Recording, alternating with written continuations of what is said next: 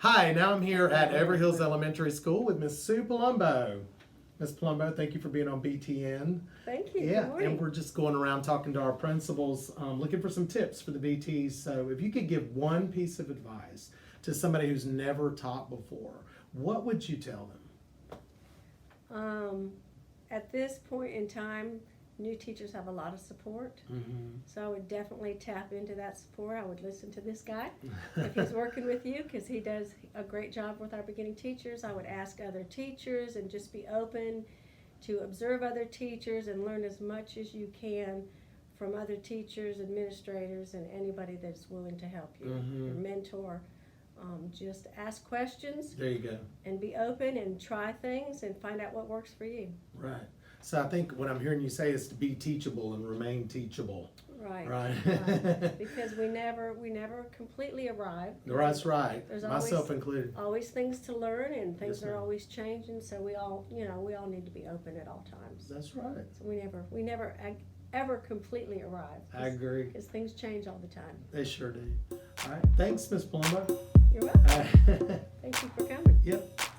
And now I'm here at Western Harnett Middle School with my good friend Jennifer Smith. Miss Smith, Good afternoon, sir. how are you? I'm doing great. We need some tips for the BTs. Okay. So we're going to draw on your expertise. Okay. And the question that I have for you today is, what are some of the most common mistakes that you see first-year teachers make? Number one on my list would be the need to feel liked and accepted as a friend almost with the students. I think that most of us as humans, when we start something new, we go through that awkward phase of trying to balance the relationship with the students. And I think that sometimes can lead to more problems on the back end of things. If we would just really go in and recognize that our role is the professional in the room. That's right. And that doesn't mean you have to go in and be loved by everyone. It also doesn't mean you have to go in and, lay down the law so that nobody respects you or cares about you. Right.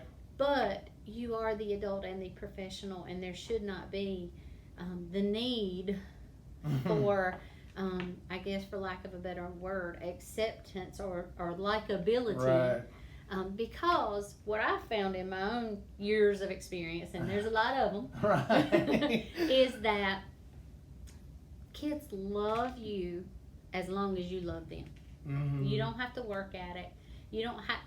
I was often the teacher that wouldn't have. I know this sounds awful, but it's the truth. We didn't have parties at Christmas. We didn't do some of the fun things that some of the other classes were doing. But my kids loved me. It didn't matter. And yeah, my sort of return for most things they asked me about was no. Because can I go do this? Can I do that? Because they were testing me. Right. That's so right. So my initial response became, no, but let me think about it. There you go. And then that way that gave me time to really process it without worrying about, because I know as a first year teacher, I remember, you're nervous about confrontation. Right. With students. That's right. If I say no to this child, how's he going to respond?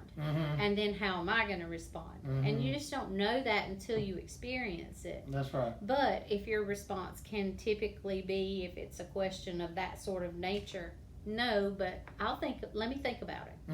And then most of the time the kids forget they even asked it, to be honest. Or you stick to no. And you don't have to respond any further than that. So I feel like if teachers were a little less concerned about making sure that the kids liked being in their class, because they will inevitably. Right. Children thrive on structure. On structure, amen. They thrive, and I think that's why I had, even though I didn't do all the some of the extra things, I didn't have to. Right. Because we were always busy. They were always happy. I was happy. It was a give and take, but there was structure. My kids didn't get up and go to the trash can in middle school. They didn't get up and go sharpen their pencils. They knew the rule. They just hold it up in the air. I was walking around anyway, getting my steps in. Yes. So I go to their desk, pick Right. up the pencil, I go sharpen it for them. They I kept used to right sh- on, you know. I did that too. I used to sharpen it for Yeah, them. but I mean, it's Sometimes. just about structure and relationships. Yes, it. I mean, if they know you love them, Mm-hmm. even when you have to sort of be tough on them, Right. they're okay with that. Mm-hmm. They're okay with that because they don't want to disappoint you. There you go. You know, that's the Mhm. big thing. Yeah. So that for me is a big takeaway. I think if we could work on that piece, Yeah. I think that would make the BT's life much, much easier And in the yours. long run. And mine. And mine. I used to tell my kids, your education is more important to me than my popularity. Yeah, I mean, really. What- And you know, I get it. It's human nature. Yeah, You know, we want to be liked. We Yeah. want to be accepted. That's what we are as humans. that's right. But we just have to be adult enough, because Mhm. now we are adults. That's right. Adult enough to realize that as long as you provide those children with what they need, that the other will come. Yeah. The acceptance, Absolutely. the love, all of that will come. Yes. You don't have to work at that. Right. So that would be my biggest. All right. I think that's an awesome tip. Okay. Thank you for being on BTN. All right, we're here with Miss Carson at Wayne Avenue Elementary School. We're so glad to have her here on our BTN network. Thank you for having me. We'd just like to ask you a question that will give us some advice to our first year teacher.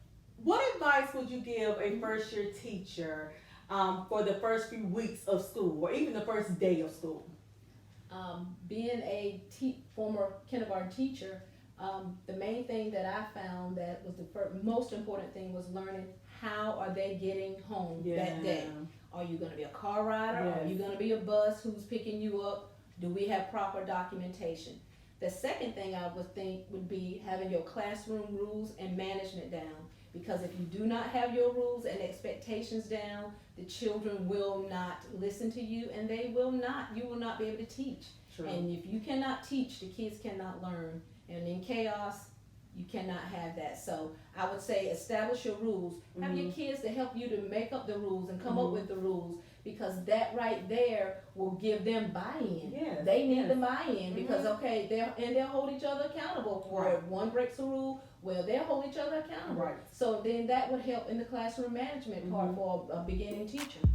Yes. All right, great. Thank you.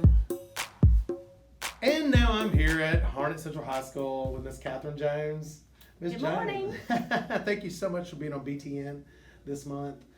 We're just collecting some principal thoughts, advice for our BTs, especially our teachers that have never taught before. Right. So when you think about high school BT1s, in your opinion, what is the most important thing for them to have down pat before the first day of school?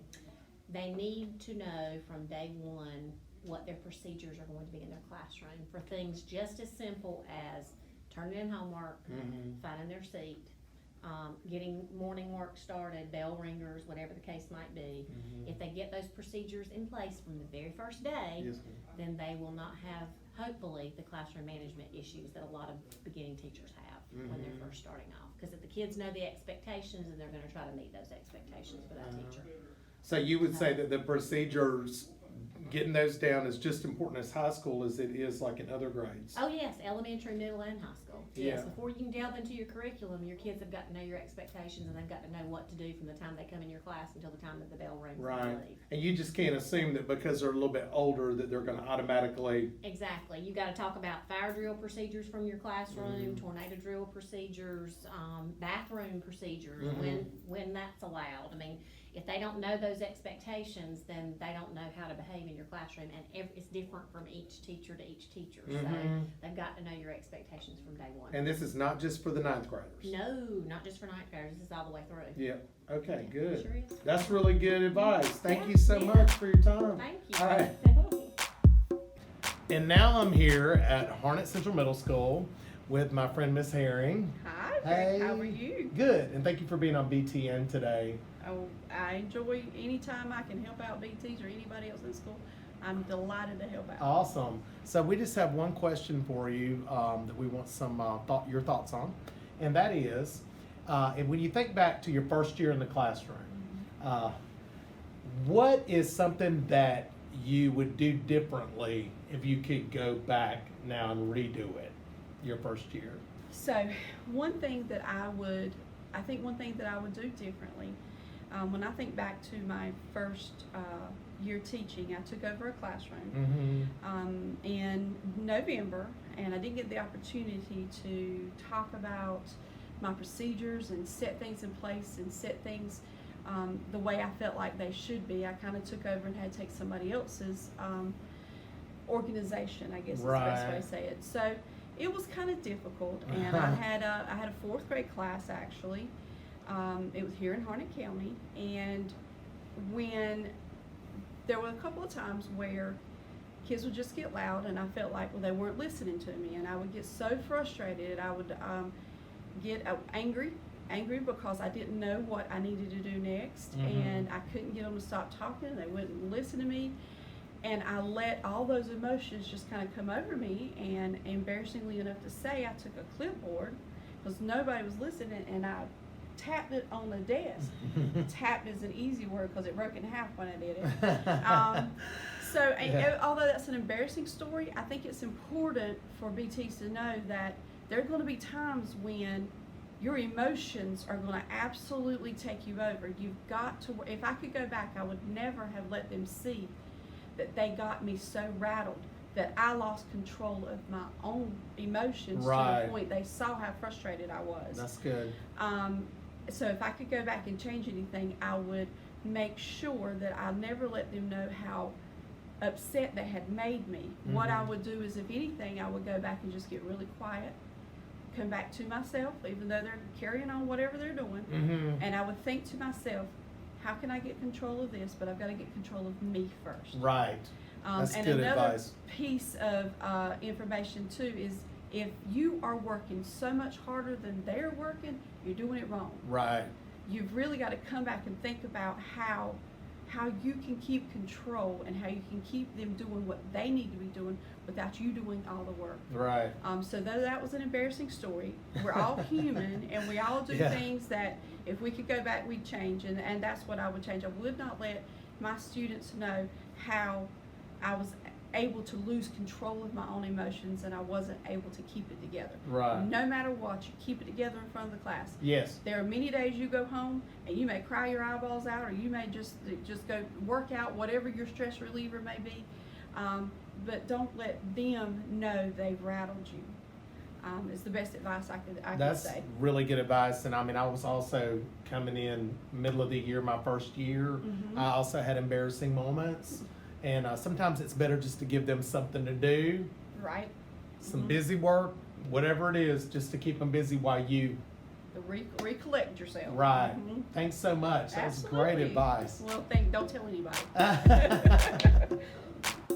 And now I'm at Overhills Middle School with Dr. Nixon. Dr. Nixon, thank you for being on BTN this month. We are going around asking the principals for some wisdom for our BTs. Absolutely. So, the question for today is, what advice would you give to someone who has never taught middle school before, that's going to be in a middle school classroom in just a few weeks? Okay. Make sure that you do your research. When it comes to your content area, you definitely want to make sure that you're kind of knowledgeable about what it is that you are actually teaching. Start looking into the curriculum to get an idea of how you're going to pace out your lessons. Look at what the pacing guide says as far as how long you should probably stay on a certain topic. My suggestion, of course, is to get like a blank calendar and try to plan out your lessons for each day. Have an idea of what it is that you want to do, and lean on someone that is a veteran teacher or someone that's been a mentor teacher to get an idea of what your lessons should look like on a day-to-day basis. That's really good advice, Dr. Nixon. That's really good, because before you know it, the year can be winding down, Right. and you still haven't covered. Exactly, and when I was a high school teacher, that was what kept me on, because we go from semester to semester, so that kept me on track by just planning everything out on a calendar, knowing, well, this is the day I anticipate on giving a quiz, this is the day I would do a lab, just having an idea of what your school year would look like, I think helps a lot. And you can pick up the pace if you need to, Right. if you miss a couple days. Right, and put in those days where you know you're gonna have testing, so that you're not behind and you have that review time in there. at the end of the school year. Absolutely. Thank you so much for the awesome tips. We appreciate you being on BTN. No problem. All right. Thank you.